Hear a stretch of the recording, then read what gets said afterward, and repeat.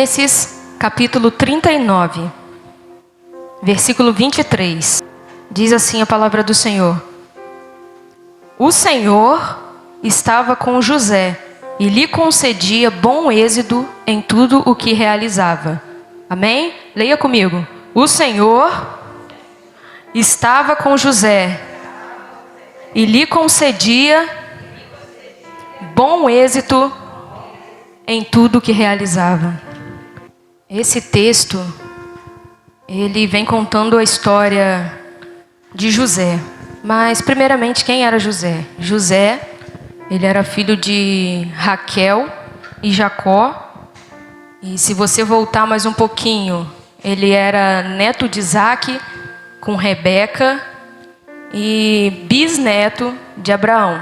Abraão a gente conhece bastante, né? Aí vai falando de José, a gente conhece talvez mais ou menos.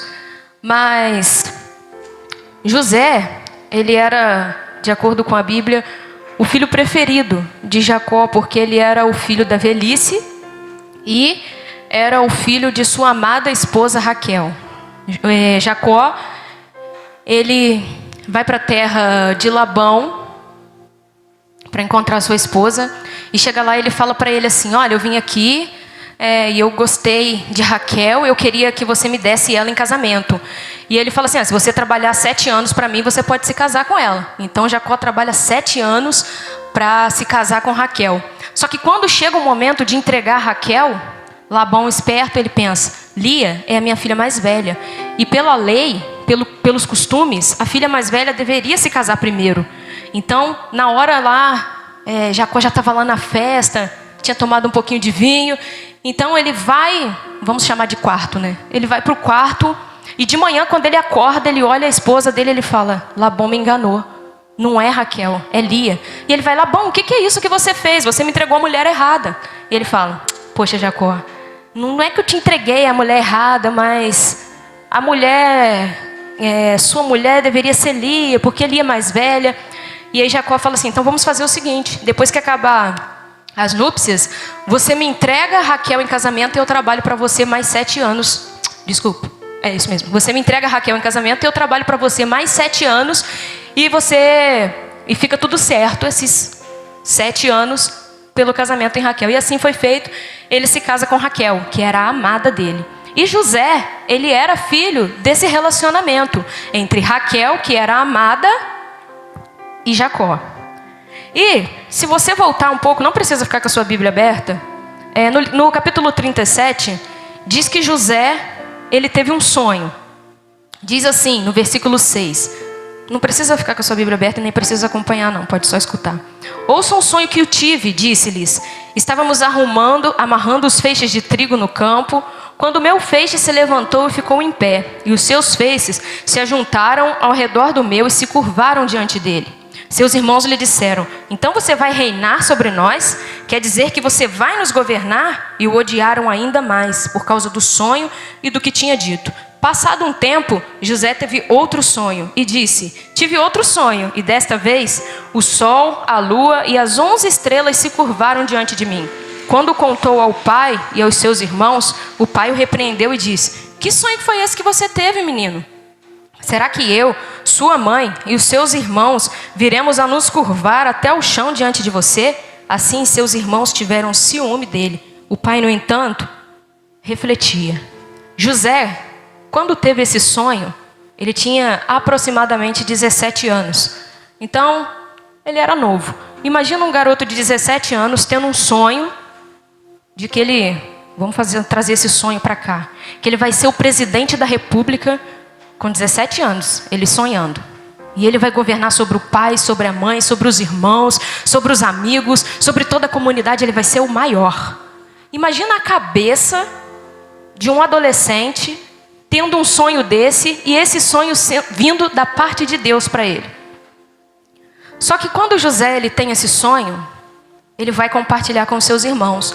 Só que os irmãos dele, por ele ser o filho amado de Jacó, por ele ser assim, vamos dizer, especial, os irmãos eles já tinham ciúme nele. O texto diz que eles o odiaram. O texto diz que eles tiveram ciúmes dele.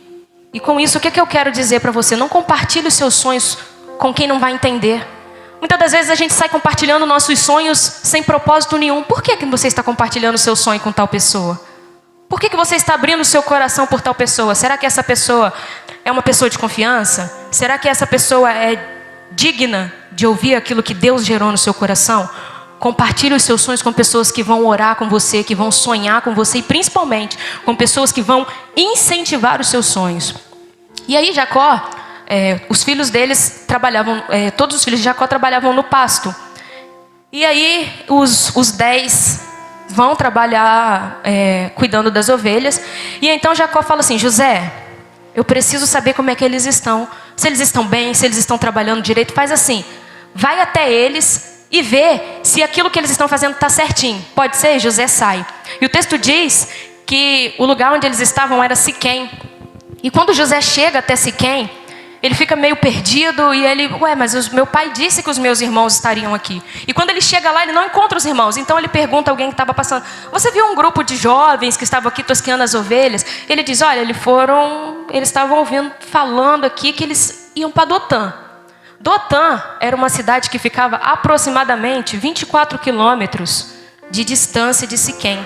Então assim, a pé ou de animal, era uma distância bem considerável. Só que o coração desses irmãos, ele não estava centrado naquilo que eles estavam fazendo. O texto diz que eles arquitetavam entre ele alguma coisa que eles poderiam fazer com José. E ao longe, eles veem José vindo e eles falam: aquele lá não é o sonhador? Aquele lá não é aquele que diz que vai governar sobre nós? Aquele lá não é aquele cheio de projetos? Aquele lá não é o especial do papai? E aí Rubem se levanta e fala assim: vamos matar ele. Simeão levanta e diz: vamos matar ele. E aí Rubem diz: não, gente, nós não podemos matar ele. Vamos fazer o seguinte, vamos deixar ele aqui nessa cisterna. Porque o coração de Rubem, ele pensava: eu não posso fazer isso com meu irmão. Vou dar a ideia de deixar ele aqui nessa cisterna. Vou dar a ideia de deixar ele aqui um tempo. Depois que todos forem embora, eu volto aqui e entrego ele para o papai. Só que Judá, ao longe ele viu uma caravana.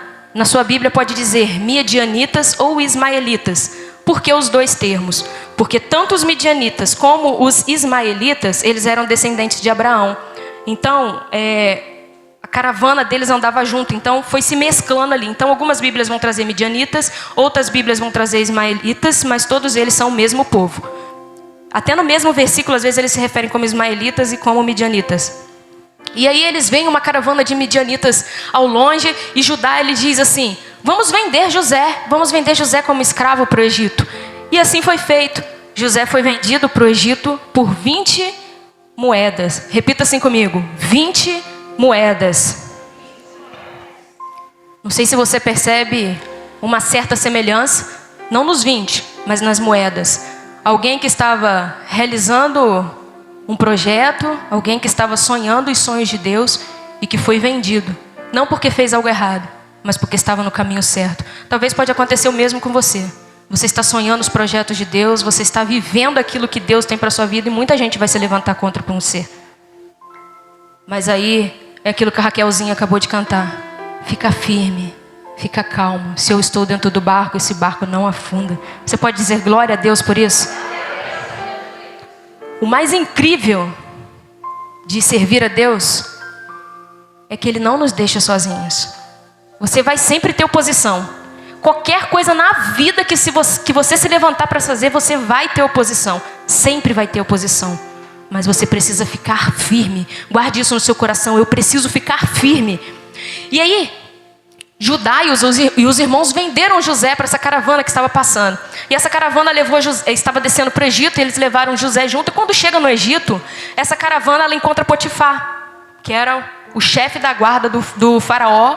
E eles vendem José para Potifar. E quando José foi morar na casa de Potifar, José era um cara assim, jeitoso, bonito, sabe? Sabe aquele cara assim que você olha assim e fala assim: nossa, as casadas não olham, né? Só as solteiras. As casadas já têm os maridos. Mas as solteiras, elas olham e falam assim: que homem bem afeiçoado, que homem bonito. E quando José ele chega na casa de Potifar, a mulher de Potifar, ela olha para ele e fala assim: esse jovem aí, ó, esse hebreu aí, ele é bem bonitinho. E ela chega para José e ela fala assim: pô, poxa, José, você é bem bonitinho, hein? Eu gostei de você. A gente bem que podia ter um relacionamento, hein? Só que o coração de José, apesar de ter sido vendido pelos seus irmãos, apesar de estar longe da sua terra, apesar de estar longe dos ensinamentos do seu pai, o coração de José, ele estava em Deus. O coração de José estava no propósito dele, porque o seu propósito é maior do que o local onde você está. Independente de onde você estiver, o seu propósito ele precisa ser maior. E o propósito de José estava ardendo no coração dele. Então, quando a mulher de Potifar ela olha para ele e fala assim: José, estou apaixonada por você. Ele fala: sai de reto, Satanás. Por quê? Ele não podia se envolver com aquilo que não era dele. Ele não podia se envolver com aquilo que não estava alinhado com o propósito que ele sabia que Deus tinha para ele. E José, ele renuncia ao pecado. José, ele abre mão dos prazeres momentâneos. Ele diz: eu não posso. E aí a mulher de Potifar, ela fala: você disse que você não pode, mas eu quero. E aí o que ela faz? Ela prepara uma cilada para José. E José tinha uma túnica bonita que o pai dele o havia dado. E ela segura aquela túnica e José foge. Porque na vida, em alguns momentos a gente vai precisar fugir. Fugir do pecado, fugir das tentações. Não é vergonha fugir, vergonha é ceder ao pecado. José poderia ter ficado ali. A Bíblia diz que não tinha ninguém em casa. A Bíblia diz que não tinha ninguém vendo. Santidade não é só quando tem outras pessoas olhando. Santidade é quando você está sozinho, quando você tem oportunidade para pecar e você escolhe fugir do pecado. Foi isso que José fez. José ele estava num local onde não tinha ninguém vendo. O pai dele não estava perto, não tinha amigos perto, nem o próprio chefe, que era Potifar, estava perto. Mas José ele disse não ao pecado. E o que aquela mulher fez? Quando José foge, ela segura a túnica dele e fica com ele. Quando o Potifar chega, o que ela diz? Querido, sabe aquele hebreu que você trouxe para nossa casa? Ele tentou me assediar. E aí Potifar ele nem procura saber. O que também na verdade não tinha ninguém para ser juiz, né? Não tinha ninguém para justificar José. E ele diz: chamem aquele hebreu. E então os guardas vêm, trazem José. Eles falam: lancem-no na prisão. E José, o que estava fazendo a coisa certa, estava no lugar certo, escolhendo manter-se em santidade, escolhendo viver uma vida pura, é lançado na prisão. Então nós vamos recapitular. José ele foi vendido pelos seus irmãos. José ele foi escravo no Egito. Foi assediado pela mulher de Potifar. Foi caluniado. E agora José é prisioneiro. Talvez aconteça a mesma coisa na sua vida. Você pensa assim: Deus tem algo maravilhoso para fazer na minha vida. Só que as coisas só começam a dar errado. As coisas só desandam. As coisas parecem que não estão andando para frente. Parece pelo contrário, parece que estão andando para trás. Mas eu quero ser boca de Deus na sua vida nessa noite. Não esqueça o sonho que Deus gerou no seu coração. Não deixe aquilo que Deus gerou dentro de você morrer. Sabe o que o José fez? Ele foi para a prisão. E aí nós chegamos no versículo que nós lemos. No versículo 2 do capítulo 19, do capítulo 39 diz assim: o Senhor estava com José, de modo que prosperou e passou a morar na casa do seu senhor egípcio. Versículo 5, parte B. O Senhor abençoou a casa do egípcio por causa de José. A bênção do Senhor estava sobre tudo o que Potifar possuía, tanto em casa quanto no campo. Assim, deixou ele aos cuidados de José tudo o que tinha, não se preocupava com coisa alguma. O versículo 21 diz assim: mas o Senhor estava com ele e o tratou com bondade, concedendo-lhe simpatia do carcereiro. E o versículo 23 diz: a cargo de José, porque o Senhor estava com ele e lhe concedia bom êxito em tudo o que realizava. José foi vendido? Sim. José foi escravo? Sim. José foi assediado, caluniado? Sim. José agora era prisioneiro? Sim. Mas o texto diz: a presença de Deus estava com ele em tudo o que ele fazia. Quando a presença de Deus está com você, não tem prisão, não tem tempestade, não tem dificuldade, não tem problema. Existem momentos que nós vamos nos sentir sozinhos. Mas a presença de Deus é a coisa mais importante que você tem, tanto no momento da tempestade quanto no momento da bonança. E o texto diz que José, quando ele estava na prisão, ele escolheu tanto a presença de Deus. Antes disso, um ponto. Eu procurei muito nesse texto em estudos se José reclamou. se José ficava questionando, reclamando. E eu não achei nenhum estudo dizendo que José questionava e reclamava. Eu não sei como é a sua vida, como é você, mas eu sou um tipo de pessoa que às vezes eu dou uma reclamadinha. Só uma reclamadinha leve. A gente pensa assim, mas por que comigo? Mas está tudo dando errado. E eu lendo esse texto, como o Espírito Santo ministrou ao meu coração. Porque a presença de Deus, ela estava com José. E em nenhum momento você vê que José ficava se questionando. Mas por que comigo? Mas eu sou o homem mais sofrido do universo. Mas José não reclamava. O texto só diz que José mantinha o coração firme no propósito. O coração firme naquilo que Deus tinha. E o texto diz que o carcereiro, pensa só que louco essa história. O carcereiro olhou para José, que era um prisioneiro, e falou assim: você é um cara diferente. Então vamos fazer assim, eu sou o chefão aqui, mas você é o subchefão. Então o cara que era prisioneiro começou a, entre aspas, não governar de fato, mas ser o segundo dentro da prisão. José ajudava a tomar conta dos outros presos. E o tema desta ministração é: floresça aonde Deus te plantar. Porque muitas das vezes nós só queremos florescer nos lugares bons. Nós não queremos florescer no deserto. Quem quer florescer no deserto? Quem é doido de querer florescer no deserto? Ninguém quer. A gente quer florescer quando tudo está bem.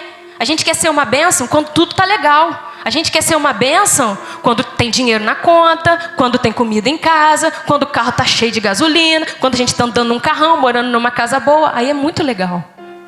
Mas o texto diz que José estava passando um dos piores momentos da sua vida e ele escolheu florescer. Repita assim comigo: eu preciso florescer aonde Deus me plantar. Que essa palavra, que essa frase, ela martele todos os dias no seu coração, na sua mente. Para que quando você pensar em desanimar, você pensar em desistir, você se lembre lá do irmão José. Se o irmão José conseguiu, se a Dani conseguiu, nós também podemos. Porque nós somos servos e filhos do mesmo Deus. E se aquele Deus fortaleceu José, se aquele Deus fortaleceu a Dani, é o mesmo Deus que vai te fortalecer, que vai me fortalecer. Você crê nisso? Diga glória a Deus. E um fato muito interessante é que José, ele não reclamou. José, ele escolheu continuar servindo a Deus. E além de tudo, José, no pior momento dele, ele escolheu ser bênção na vida de outras pessoas. Mais difícil ainda, né? Como eu aprendi com José, como a vida de José, assim, ela é tão antiga e ao mesmo tempo tão contemporânea. E aí, o texto diz que havia lá dentro um padeiro, dentro da prisão havia um padeiro e havia um copeiro. E ambos tiveram sonhos. E eles estavam atordoados com aquele sonho. Gente, o que esse sonho quer dizer? O que esse sonho quer dizer? E José falou assim: por que o coração de vocês está tão aflito?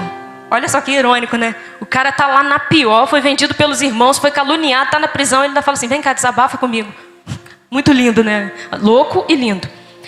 E então o copeiro chega e fala assim: olha, eu tive um sonho e E o padeiro, e aí José fala assim pro copeiro, fala assim: olha, esse sonho que você teve significa que o faraó, daqui a 3 dias, vai restituir o seu cargo e você vai voltar a servir na mesa do rei.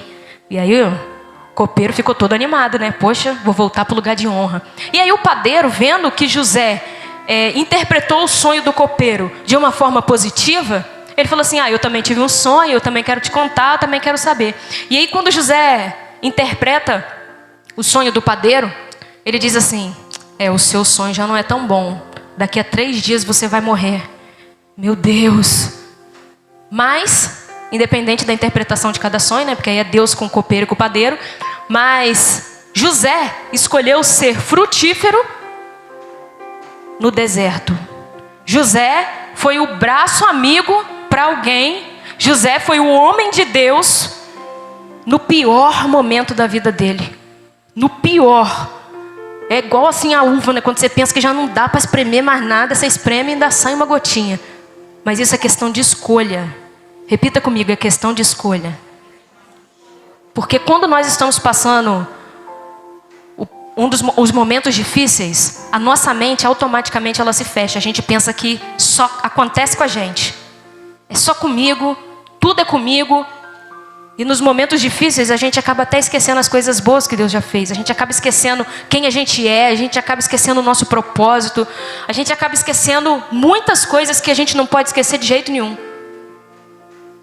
Só que José, ele deixou aquela faísca lá dentro do coração dele.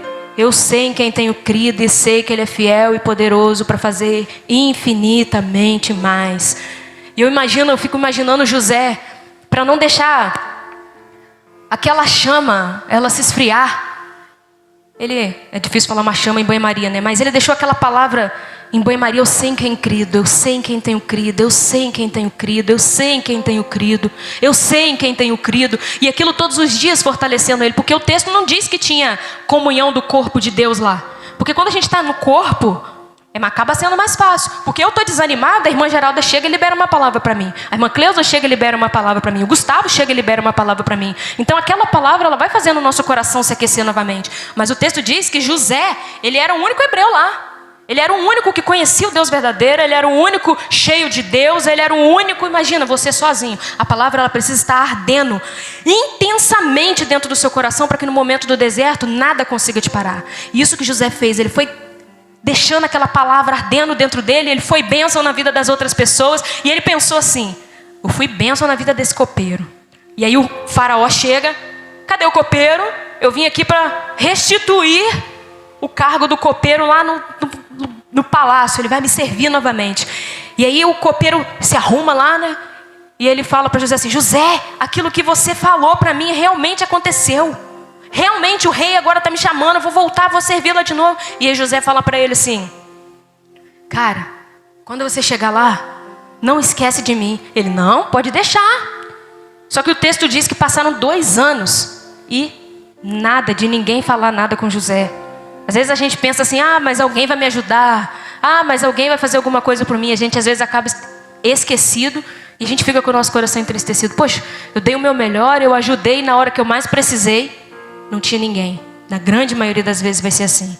Na hora que você mais precisar, não vai ter ninguém. E aí entra aquela palavra de novo: mas eu sei em quem tenho crido e sei que é infinitamente poderoso para fazer muito mais. E o texto diz, no capítulo 41, que ao final de 2 anos, 2 anos depois que o copeiro já tinha sido restituído ao seu lugar de honra, o faraó sonha. E então o chefe dos copeiros, lá no 41, versículo 9, se você quiser anotar, diz assim: hoje me lembro das minhas faltas. Certa vez, faraó, o Senhor ficou muito irado e mandou 2 servos para a prisão, eu e o chefe dos padeiros. E certa noite, cada um de nós teve um sonho, e cada sonho tinha uma interpretação. Pois bem, havia um jovem lá conosco, um jovem hebreu, servo do capitão da guarda. Contamos a eles os nossos sonhos e ele os interpretou, dando a cada um de nós a interpretação do seu próprio sonho. E tudo aconteceu conforme ele nos dissera. Eu fui restaurado à minha posição e o outro foi enforcado. Aí, quando algo aconteceu, a mente do copeiro, ela foi trazida à memória. Quando eu me preparava essa ministração, o Senhor me mostrava pessoas aqui que estavam com causas que dependia de outras pessoas para poder realizar. E parecia que a pessoa não lembrava mais. Mas o Senhor manda dizer para você que Ele está trazendo seu nome à memória de muitas pessoas. E isso é lindo. O cuidado de Deus, o zelo de Deus. E nós lemos lá no capítulo 37 que José, ele teve um sonho. E por momento, pareceu que esse sonho dele não ia se realizar. José tinha 17 anos quando ele sonhou. E o texto diz que quando esse copeiro, ele se lembra de José e ele fala com Faraó, José vai até Faraó, é levado, até Faraó, e o Faraó compartilha com José o sonho dele.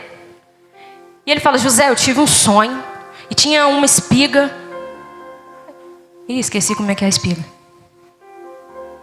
Vamos lá, vamos seguindo, depois eu desenrolo a espiga. Mas a tradução do sonho que José deu para Faraó significa assim: 7 espigas magras. Ah não, tinha 7 espigas gordas. E depois vinham 7 espigas magras. E as 7 espigas magras depois comiam as espigas gordas. E José chega diante do faraó e ele fala assim: olha, eu até interpretei o sonho do copeiro e do padeiro, mas quem governa a minha vida não sou eu. Quem governa a minha vida é Deus. Então, se Deus achar que eu posso interpretar esse sonho, eu vou interpretar. E assim Deus quis. José foi cheio da presença de Deus e ele interpreta o sonho de Faraó. E ele diz: olha, Faraó, as 7 espigas gordas que você viu no seu sonho são 7 anos de intensa fartura no Egito. E as 7 espigas magras que você viu são 7 anos de extrema miséria. E o faraó conta o outro sonho que ele diz: eu vi 7 vacas muito gordas e depois eu vi 7 vacas muito magras. E essas 7 vacas muito magras, elas comiam as vacas gordas. E José diz: esse sonho que você teve é a confirmação do primeiro sonho. As 7 vacas gordas são 7 anos de intensa fartura no Egito. E as 7 vacas magras são 7 anos de intensa miséria. E aí o faraó, ele com todo o poder que ele tinha no Egito, ele diz assim: será que vamos achar alguém como este homem, em quem o Espírito de Deus habita? Não tem ninguém, José, como você, para comandar esses 7 anos de fartura e esses 7 anos de miséria, porque a presença de Deus está com você. José, ele não foi honrado porque ele era muito bom. Ele foi honrado porque ele tinha a presença de Deus. A presença de Deus na sua vida é o que vai fazer diferença. Porque a presença de Deus, no momento que está tudo difícil, ela te dá forças. E no momento em que dá tudo fácil, ela te dá forças também. No momento difícil, ela te dá força para prosseguir. E no momento em que está tudo bem, ela te dá força para não cair.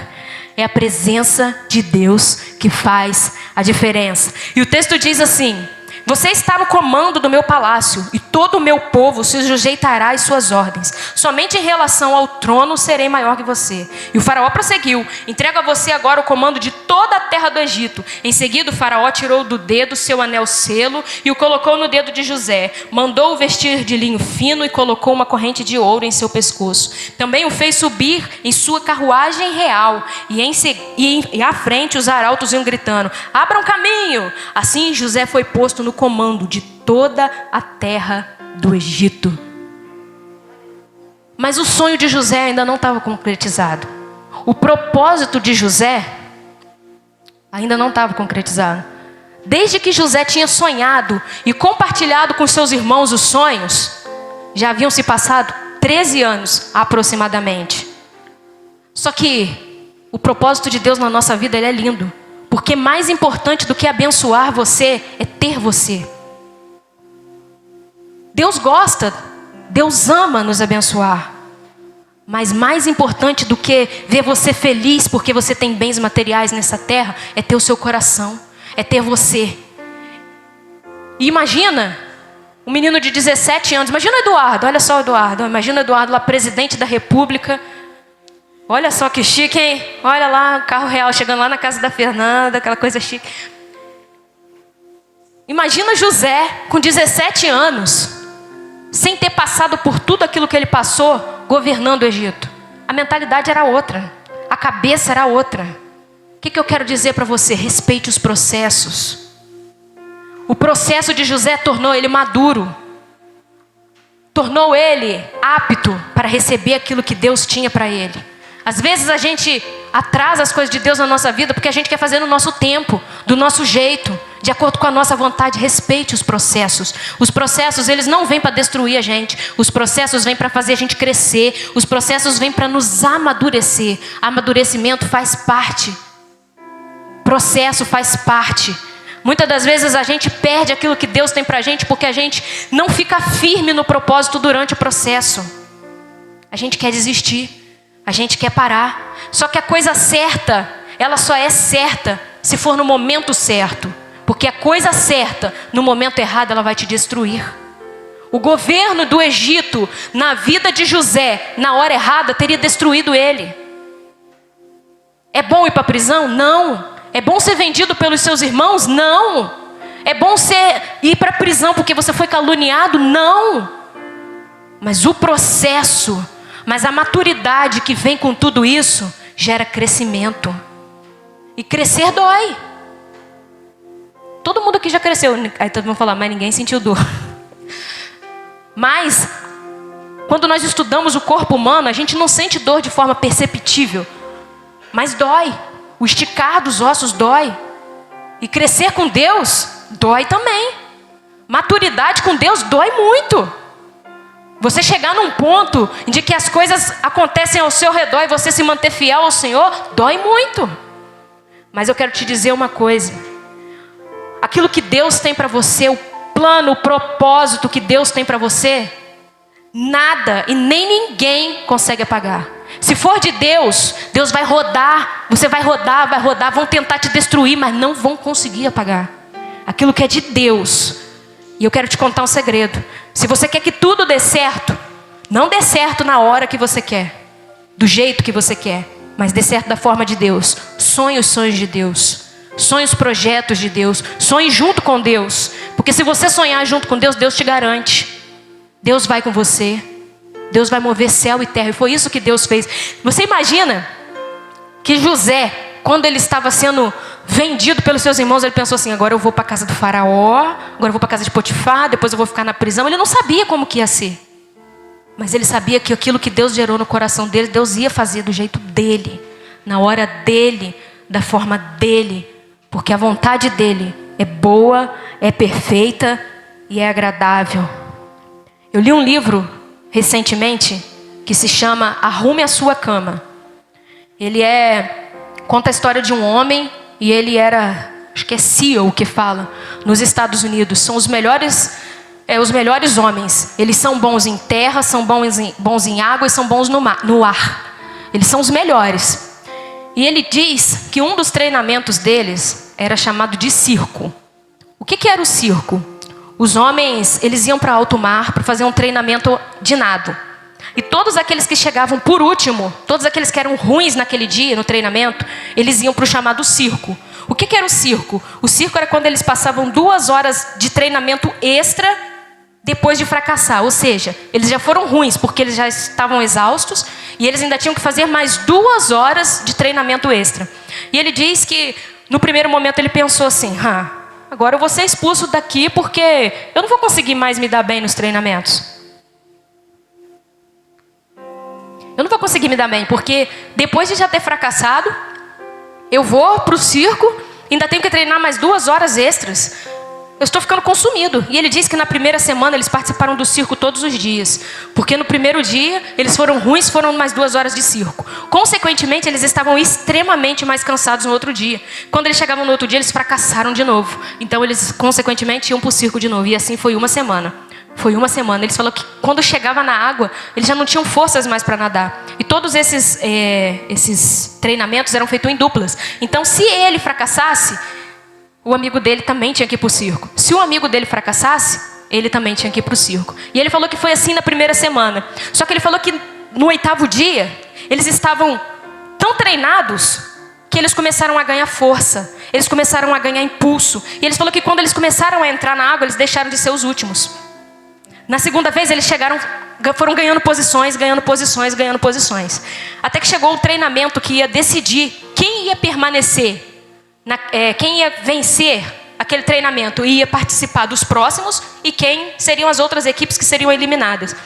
E ele falou que o barco parou, todos os soldados foram lançados na água e eles tinham que nadar 40 quilômetros em mar aberto e chegar numa praia. E ele disse que quando eles desceram, ele e um amigo dele só olharam para ele e falaram assim, a gente não pode desistir. A gente não pode parar. No treinamento nós ficamos por último várias vezes. E eles disseram que nadaram. E ele falou que a água era muito gelada. E quando eles chegaram em terra, o capitão ele parou na frente deles. Parecia até tortura, né? Você lendo o negócio e fala, meu Deus. Diz que chutou terra no rosto deles assim. E falou, limpe-se e coloque-se de pé. E eles se limparam, colocaram de pé.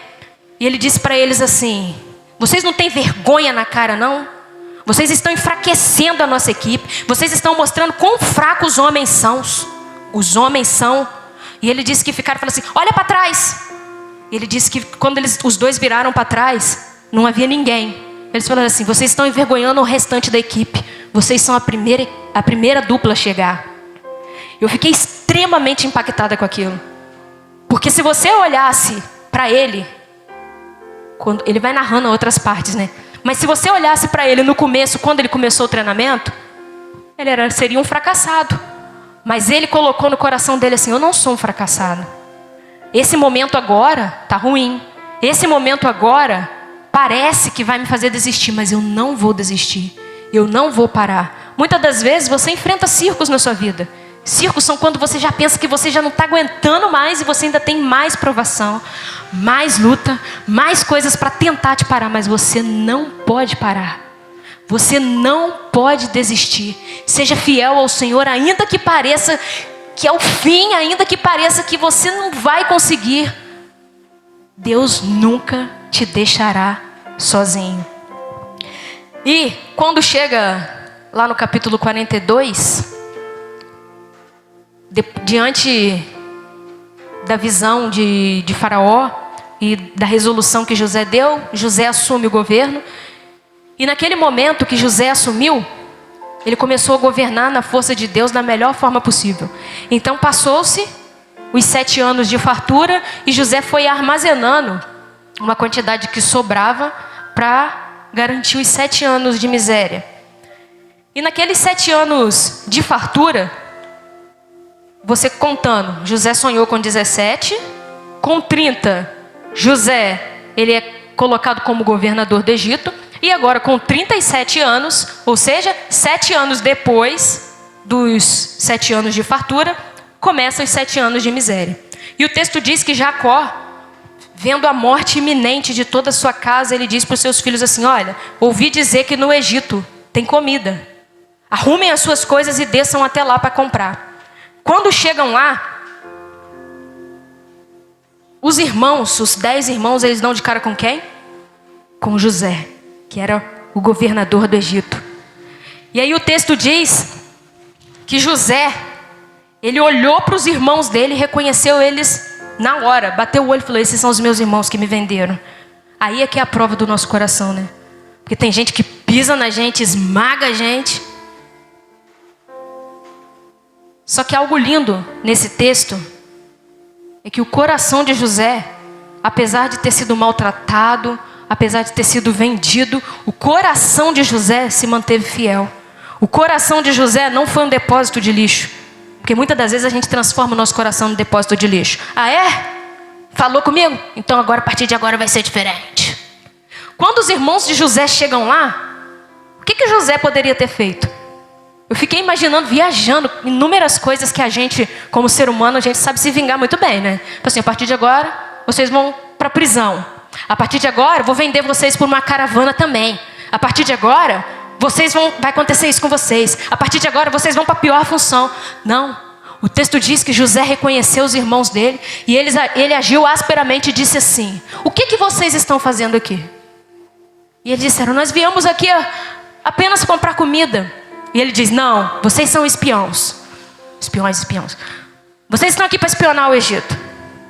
E eles falam: não, nós viemos aqui apenas comprar comida. Nós somos filhos de um pai, nós éramos 12 irmãos, mas um morreu e um ficou em casa com o nosso pai.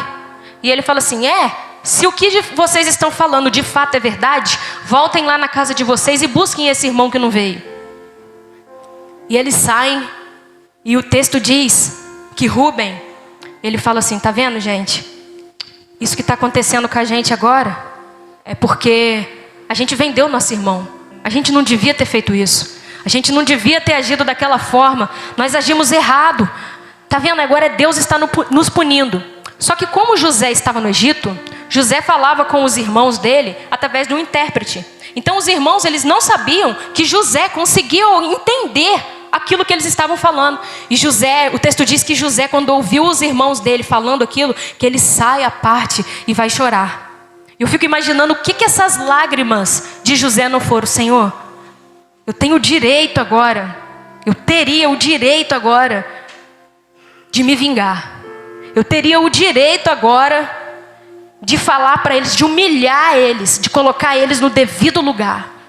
Senhor, eu tenho o direito agora de agir asperamente com eles. Senhor, eu tenho o direito agora de tratar eles muito mal, mas eu abro mão desse direito.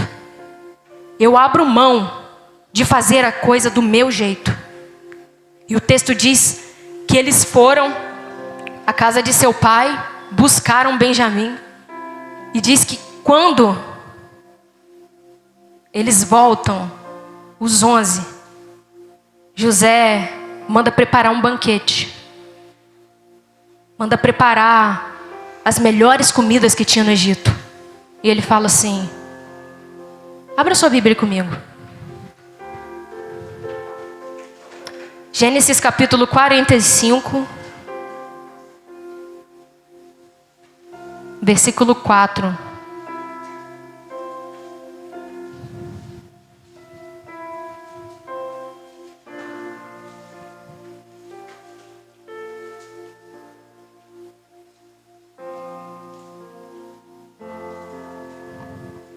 Gênesis 45, versículo 4. Diz assim: cheguem mais perto, disse José a seus irmãos. Quando eles se aproximaram, disse-lhes: eu sou José, seu irmão, aquele que vocês venderam ao Egito. Agora, não se aflijam, nem se recriminem por terem me vendido para cá, pois foi para salvar vidas que Deus me enviou adiante de vocês. Já houve 2 anos de fome na terra, e nos próximos 5 anos não haverá cultivo nem colheita. Mas Deus me enviou à frente de vocês, para lhes preservar um remanescente nesta terra, e para salvar-lhes a vida com grande livramento. Assim, não foram vocês que me mandaram para cá, mas sim o próprio Deus. Ele me tornou ministro de Faraó e me fez administrador de todo o seu palácio e governador de todo o Egito. Aquilo que hoje você olha e pensa que é deserto, é a escola de Deus para te fazer mais forte. Aquilo que hoje você olha e aparentemente você não entende, é Deus te amadurecendo. Porque nós somos seres que não sabemos o futuro. Nós não sabemos aquilo que Deus tem para fazer na nossa vida. Só que Deus usou tudo aquilo na vida de José, que aparentemente era ruim, aquilo que aparentemente era o fim, aquilo que aparentemente era uma punição, para transformar a vida de José. Eu não sei como é que está o seu coração. Não sei o que tem acontecido na sua vida, mas não transforme o seu coração num depósito de amargura. A forma como José conduziu o encontro com os irmãos dele mostra que durante todos aqueles aproximadamente 20 anos, José não passou cultivando. Mas eles vão se ver comigo. Mas eles vão se ver comigo. O coração de José não tinha espaço para amargura. O coração de José não tinha espaço para falta de perdão. Pelo contrário, o coração de José estava cheio da glória de Deus. Coração cheio da glória de Deus não tem espaço para amargura. Coração cheio da glória de Deus não tem espaço. Não sobra espaço. E nós aprendemos com José sobre maturidade. Nós aprendemos com José sobre perdão. Nós aprendemos com José sobre humildade. Nós aprendemos com José sobre fidelidade. E nós aprendemos com José que, independente das circunstâncias, nós precisamos manter o nosso coração firme e alicerçado em Deus. E o texto diz, para finalizar, que quando José ele se encontra com os irmãos dele, ele, além de fazer essa revelação, que é extremamente impactante, né? Porque quando a gente está passando por um momento de prova, a gente pensa sempre que é coisa do diabo, né? Mas o diabo, mas o diabo, mas o diabo. E José, ele reconheceu, olha, esse momento todo de dor que eu passei aqui, vocês acham que vocês têm um dedinho nisso?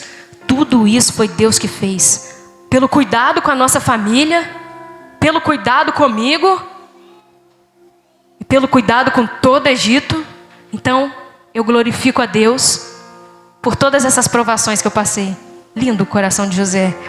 E o texto diz que José, ele fala para os irmãos dele irem buscar o pai, que havia ficado em Canaã, e ele fala assim: olha, vocês vão buscar o nosso pai, mas não vão brigando pelo caminho não.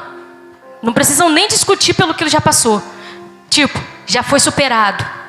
Aquilo que aconteceu, acabou, já passou. Vão em paz e tragam o nosso pai. E o faraó disse ainda, falou assim: olha, e avisa o seu pai que ele não precisa vir cheio de coisa não. Que ele pode deixar tudo lá, porque eles vão ter um lugar de honra. Eles vão ter um lugar de destaque. A sua família vai ter um lugar de excelência aqui no Egito. O que eu quero dizer para você: vale a pena suportar as provações. Vale a pena se manter fiel mediante as dificuldades. Vale a pena. Quero te dizer, guarde o seu coração. Assim como José guardou o coração dele no momento em que ele foi afrontado pelos irmãos, guarde o seu coração. Não deixa qualquer sentimentozinho entrar dentro do seu coração. A Bíblia diz que, acima de tudo, guarde o seu coração, porque dele procedem as fontes de bem e do mal. Guarde o seu coração. Seja fiel ao Senhor em todos os momentos, independente das circunstâncias. Ainda que você não entenda, escolha se manter fiel ao Senhor, porque Ele tem o controle de todas as coisas.